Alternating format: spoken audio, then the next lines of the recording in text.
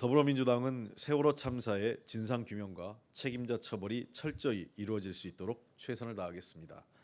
세월호 참사 당일 맥박이 있었는데도 제때 병원으로 이송되지 못하고 숨진 희생자가 있었다는 조사 결과가 추가로 공개되면서 세월호 참사에 대한 전면적인 재수사 및 책임자 처벌을 요구하는 목소리가 다시 높아지고 있습니다. 5년여 만에 드러난 충격적인 조사 결과는 세월호 참사가 단순한 사고가 아니라 누군가는 반드시 책임져야 할 사건이란 점을 다시 한번 웅변하고 있습니다. 일부 야당과 언론 등에서는 아직도 세월호냐라고 하지만 5년 이상의 긴 시간 동안 아무것도 밝혀진 것이 없습니다. 참사 당시의 구조 활동만큼이나 참사 이후의 조사도 엉터리였기 때문입니다. 검찰은 2014년 이후 300여 명을 소환하며 수사했지만 지금까지 처벌받은 정부 책임자는 해경청장 단 한 명뿐입니다. 해경수뇌부와 해양수산부, 중앙재난대책본부, 국가안보실, 국무총리, 대통령 등 당시 구조 라인에 있던 책임자들은 하나같이 수사 대상에서 제외됐습니다.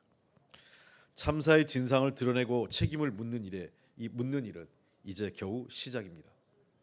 세월호 참사 유가족들과 시민들은 지난 2일 박근혜 전 대통령과 황교안 당시 국무총리 등 세월호 참사 책임자 122명을 고소 고발하겠다고 밝혔습니다.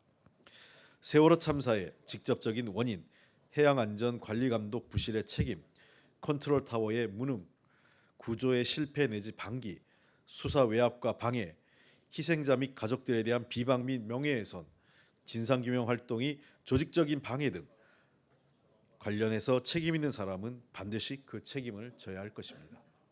필요하다면 사회적 참사 특별조사위원회 활동 기간 연장 등을 통해서라도 세월호의 진실을 끝까지 규명해내야 합니다. 자의적 판단에 따른 선택적 수사, 선택적 정의라는 비판을 받고 있는 검찰 역시 국민의 신뢰를 회복하려면 세월호 참사를 원점에서 재수사해야 합니다. 더불어민주당은 세월호를 기억하고 안전한 대한민국을 만들겠다는 약속을 반드시 지킬 것을 다시 한번 다짐하며 모든 노력을 기울여 세월호 참사 진상 규명을 위해 최선을 다하겠습니다.